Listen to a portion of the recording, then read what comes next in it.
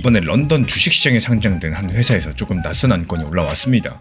우리 회사가 가지고 있는 비트코인 668개를 전부 다 매각하자는 건데요. 그리고 주식시장에서도 스스로 내려가자라는 겁니다. 이 회사의 사실상 전 재산이 비트코인인데요. 그걸 전부 다 팔고 간판을 내리는 쪽으로 주주 표결까지도 진행하고 있다는 겁니다. 근데 이 소식이 나오고 나서 딱 이틀 뒤 마이클 셀러가 글을 하나 올렸죠. 비트코인이 세계적인 화폐 네트워크로 성공하고자 한다면 기업의 채택은 반드시 필요할 거고 또 피할 수 없고 환영받아야 된다는 내용이었습니다. 회사들이 짐을 싸서 나가는 바로 그 주에 또 기업은 피할 수 없다는 선언까지도 나온 상황인데요. 앞뒤가 안 맞아 보이는데 이번 영상 끝까지 보시면 이 어긋난 두 가지 장면이 사실은 한 가지 문장으로 연결된다는 걸 알게 되실 겁니다. 먼저 지금 상황이 얼마나 험한지부터 한번 살펴보겠습니다. 방금 말씀드린 런던 회사 사츠마 테크놀로지라는 곳인데요. 크립토 슬레이트라는 외신 보도를 살펴보면은 이 회사가 가진 비트코인 668개는 지금 시세로 환산했을 때 대략 620억 정도 규모입니다. 근데 이 회사 주식을 전부 다 사는 데 쓰는 돈은 그 코인 가치보다 20%나 저렴합니다. 지금 시장이 코인 든 회사를 코인보다 싸게 평가하고 있다는 거죠. 그래서 지금 주주들 앞에서 놓인 선택지가 차라리 전부 다 팔고 그냥 현금으로 돌려받자라는 안건인 거고, 통과된다면 8월 초쯤에 전량 매각한다는 일정까지도 나와 있습니다. 근데 문제가 뭐냐? 이게 이 회사 한 곳만의 이야기가 아니라는 건데요. 미국 나스닥 상장돼 있던 K-웨이브 미디어라는 회사는 이미 지난 5월달 갖고 있었던 비트코인을 몽땅 매각했습니다. 약 960억 정도 규모였는데요. 이 사실이 6월 말에 공시로 뒤늦게 드러났었고, 이 회사 측에서는요, 앞으로 조달할 자금들에 대해서 최대 7,200억 정도 가량을 코인이 아니라 AI 데이터 센터 쪽에 쓰겠다고 아예 방향성을 틀어버렸습니다. 여기에 21 쉐어즈라는 자산 운용사가 낸 올해 반기 보고서에는 이런 경고까지도 담겼는데요. 비트코인을 사모으던 상장사 모델이 하락장의 무게에 휘청이고 있다는 사실들, 큰 회사들 대부분이 자기가 가진 코인 가치보다 저렴하게 거래가 되고 있는 상황이고, 또 조그만 회사들 일부는 버티기 위해서 코인을 억지로 팔고 있다는 겁니다. 그럼 이게 얼마나 큰 판이 흔들리는 얘기냐? 그게 바로 다음 질문이겠죠. 그래서 집계 기관들 숫자를 살펴보면은 지금 전 세계에서 비트코인을 회사 금고에 넣어둔 상장사가 약 200곳입니다. 이들이 들고 있는 코인이 126만 개에서 128만 개, 지금 시세로 따져보면 대략 120조 원 안팎이고요. 비트코인 전체 발행량의 6%가 넘어가는 물량들입니다. 이 정도 판이 흔들린다니까 시장에 이런 불안감이 감돌고 있는 겁니다. 회사들이 사줘서 여기까지 올라온 거라면은 회사들이 떠나기 시작하면 어떻게 되는 거냐? 근데 바로 이 지점에서 이상한 게 두 가지가 있는데요. 먼저 첫 번째로 마이클 셀러는 왜 하필 이 험한 시기에 저 선언을 올렸을까요? 축포라면 좋은 시절에 쏘는 게 자연스럽겠죠. 그리고 두 번째는 더 이상합니다. 왜 하필 화폐라는 단어를 썼을까요? 이게 왜 이상하냐면요. 이 세일러 같은 경우는 몇 년 동안 비트코인은 화폐가 아니라고 말을 하고 실제로 그렇게 다닌 사람입니다. 이 두 가지 수수께끼를 풀면 오늘 이야기의 전체 그림이 보이기 시작을 하실 텐데요. 한번 순서대로 가보겠습니다. 먼저 첫 번째 수수께끼를 풀려면 지금 회사들이 왜 무너지고 있는지 그 구조부터 보셔야 되겠죠. 최대한 쉽게 풀어드려보자면 비트코인을 사모으는 회사의 주식은 말씀드리자면 코인이든 지갑입니다. 1만원짜리 지폐가 들어있는 지갑이라고 가정을 해보죠. 한동안 시장은 이 지갑을 1만 5천 원에도 사줬습니다. 그리고 지갑 주인이 앞으로 지폐를 더 잘 불려줄 거라고 믿었으니까요. 그럼 회사 입장에서 봤을 때 어떨까요? 신기한 장사가 됩니다. 지갑을, 그러니까 주식을 새로 찍어서 1만 5천 원에 팔고 또 그 돈으로 1만원짜리 지폐인 코인을 사놓는 겁니다. 찍으면 찍을수록 주주 몫의 코인이 늘어날 거고요. 이게 지난 2년 남짓 이 회사들을 굴린 엔진이었습니다. 근데 작년 말부터 그 웃돈이 꺼지기 시작을 했고 올해 들어서는 아예 뒤집혔습니다.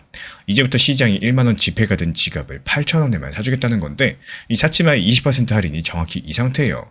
이렇게 되면 엔진이 거꾸로 돌겠죠. 주식을 찍을수록 손해겠고요. 주인 입장에서는 지갑을 포기하고 안에 든 지폐를 꺼내는 게 낫겠습니다. 그 순간이 바로 회사가 코인을 매각하는 순간이겠죠. 그리고 여기서 중요한 게 하나 보여요. 지금 무너지고 있는 거는 기업이 비트코인을 가진다라는 자체가 아니라 이 주식이 웃돈으로 코인을 사모으던 한 가지 장사 방식이라는 겁니다. 웃돈이라는 연료로만 달리던 차들이 연료가 끊기니까 멈춰선다는 거고, 그러니까 세일러의 선언은 시장이 주어서 나온 축포가 아니라요. 자기 진영이 가장 세게 얻어맞고 있는 순간에 나오고 있는 겁니다. 이러면 첫 번째 수수께끼의 절반은 풀리죠. 근데 아직 남았습니다. 왜 하필 본인이 그렇게 거부해왔던 암호화폐라는 단어였을까요? 이 셀러의 지난 발언들을 시간순으로 놓고 보자면은 2024년 3월 미국 방송 인터뷰에서 이렇게 말을 했습니다. 비트코인을 화폐로 보는 거는 근본적인 오해다. 5번가의 빌딩 가진 사람이 빌딩 지분 떼서 커피를 사 마시진 않는다라고요. 이건 사이버 공간의 부동산, 그러니까 사이버 재산이라는 겁니다. 2025년 초 한 팟캐스트에서는 더 세게 나갑니다. 이건 통화가 아니라 자본이다라는 거. 진짜 디지털 화폐는 오히려 스테이블 코인이기 때문에, 그리고 불과 한 달 전인 올해 6월달 또 장문에 그래서 아예 이렇게 정리를 했습니다. 비트코인은 돈이 아니다. 디지털 자본이다. 돈은 그 위에 지어야 된다는 겁니다. 이 맨 아래에 비트코인이라는 자본이 깔리고 그 위에 신용이 그리고 또 그 위에 화폐가 이렇게 층층이 올라가는 건물 같은 구조를 그리고 있다는 거죠. 근데 그랬던 사람이요. 또 이번 글에서는 화폐 네트워크로 성공하려면 이런 식의 글을 썼습니다. 또 말을 바꾼 걸까요? 저는 아니라고 봅니다. 여기서부터는 기사에 적힌 문장이 아니라 제가 이어붙여 본 그림인데요. 세일러가 말하는 화폐 네트워크는 우리가 흔히 떠올리는 비트코인으로 결제하는 세상이 아닙니다. 비트코인을 담보로서 그 위에서 돈이 만들어지는 시스템 전체를 말하고 있는 거기 때문에 결정적인 힌트가 이번 글 안에 있어요. 마이클 세일러가 기업의 장점으로 나열한 단어들, 효율성, 투명성, 그리고 신용도. 이 신용도라는 단어가 바로 열쇠입니다. 한번 생각을 해보세요. 저나 우리 구독자분들 같은 개인들은 비트코인을 살 수 있습니다. 지갑에 넣어둘 수도 있겠죠. 그러면 그걸 담보로 채권 발행하거나 새 금융상품을 찍어낼 수는 없습니다. 법이 그걸 허락해주는 존재는 사실상 회사뿐이거든요. 옛날 금을 떠올려 보세요. 그러면 시각이 더 빠르겠죠. 금덩어리 자체는 화폐가 아니죠? 근데 금이 금고에 들어가고요. 사람들이 그 금고를 믿고 금고 증서로 거래하기 시작하는 순간 그때부터 화폐 네트워크가 된다는 뜻입니다. 마이클 세일러가 말하는 기업이 바로 그 금고이자 증서를 찍는 창구라는 거예요. 그러니까 기업 재택은 피할 수 없다는 말의 진짜 뜻은 기업이 사줘야 가격이 오른다 정도가 아니라요. 기업이 없으면 화폐의 2층이 지어지지 않는다는 겁니다. 실제로 세일러 측에서 이달 초에도 다음 물결은 사람들이 코인을 사는 단계가 아니라 기업과 은행, 연기금, 국가, 신용시장이 비트코인을 자본으로 쓰는 단계다라고 썼습니다. 연기금이나 보험사 같은 큰 돈들은 애초에 규칙상 코인을 개인 지갑처럼 직접 들고 있기가 어렵기도 하겠고 또 여기까지 오면은 이런 글이 단순한 응원글이 아니라는 게 보이기 시작을 합니다. 근데 진짜 소름 돋는 대목은요. 이 문장 자체가 나오게 된 뒷 배경에 있는데요. 법을 지키면서 조직한다. 이번 글의 이 표현에는 사실 전사가 있습니다. 2024년 10월달로 가보자면요. 세일러가 한 인터뷰에서 한 말, 발언의 뼈대만 옮기면 이런 내용들이에요. 이 비트코인을 개인이 직접 보관해야 안전하다고 주장하는 사람들, 그건 편집증적인 크립토 무정부주의자들 이야기다라는 겁니다. 오히려 블랙록, 피델리티, JP모건처럼 규제받는 큰 기관이 보관하는 쪽이 안전하다. 심지어 1933년 이 당시 미국 정부가 국민들의 금을 걷어간 사건을 두고 사람들이 자발적으로 낸 거라고 말을 해서 역사 왜곡 논란까지도 붙었습니다. 이런 발언들에 대해서 코인 동네가 뒤집어졌고요. 이더리움을 만든 비탈릭 부테린이 제정신이 아닌 소리라는 취지로 공개 반박했고요. 또 보안 전문가 제임스 롭은 코인이 몇몇 기관에 물리면 오히려 한꺼번에 잘못될 위험이 커진다고 맞받아쳤습니다. 그러니까 비트코인 세계 안에서는 벌써 2년이 넘게 비트코인은 누구의 금고에 있어야 하는가, 이걸 놓고 조용한 내전이 벌어지고 있는 상황이라는 거고, 이게 개인의 지갑이냐 기업의 금고냐, 이 두 가지에 대해서 이번 마이클 셀러의 글은 그 내전에서 기업 진영이 내놓은 가장 점잖게 다듬어진 성명서인 셈이겠죠. 그리고 이렇게 보시면요. 아까 그 환영받아야 된다는 단어도 다르게 읽히기 시작을 합니다. 이미 환영받고 있는 것들을 두고 환영해야 된다? 이렇게 말하는 사람은 없겠죠. 지금 기업들이 하락의 원흉으로 몰리고 한쪽에서 떠나라는 소리까지도 들리는 이런 국면, 이런 것들을 봤을 때 그 단어가 거꾸로 보여주는 겁니다. 물론 이런 대목들은 저의 관점이긴 하겠지만 한 가지 더 짚어야지 공평한 게 있는데, 이 마이클 세일러의 본인이 이 모델을 처음 만든 회사의 회장이죠. 그럼 기업 재택을 변호하는 일이 곧 자기 회사를 변호하는 일이기도 하다는 점, 이 점은 감안하고 들으셔야 되겠습니다. 그런데 이런 험한 와중에 오히려 정반대로 움직이는 회사가 등장을 합니다. 일본 도쿄 증시 상장된 한 회사가 회사 이름을 아예 비트코인 재팬으로 바꿨죠. 원래 호리타 마루시오라는 전혀 다른 이름의 회사였는데 이 회사가 우리나라 돈으로 약 140억 정도 규모의 전환사채 같은 걸 발행을 해서 창사 이래 첫 번째 비트코인 매입 자금을 모으고 있고요. 또 계획대로 다 진행되면 조달 규모가 무려 900억대까지도 커진다라고 합니다. 한쪽에서 코인을 다 팔고 간판 내리는 중이죠. 근데 또 다른 쪽에서는 간판에 비트코인이라는 글자를 새겨가지고 넣는 거예요. 그것도 같은 주에 일어난 일이라는 건데 이게 지금 여러 가지 국면들의 정체를 보여주고 있습니다.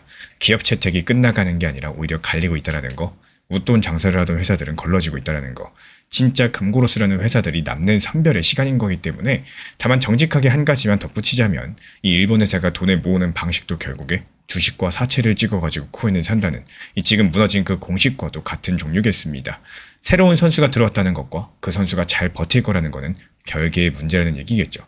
그리고 이번에 수익낸 클리어풀 같은 코인들은 전형적인 황금 라인의 코인입니다. 지금 차트에서 그어드린 라인 안에 들어오면 매수했다가 이 라인을 이탈하면 손절하면 되시는 거고, 이탈하지 않고 거래량 터진 장대 한 봉 터질 때 그냥 팔고 나오면 되기 때문에 이런 종목은 저점 줄 때마다 매수해서 수익 내기 너무나도 좋은 코인인데요.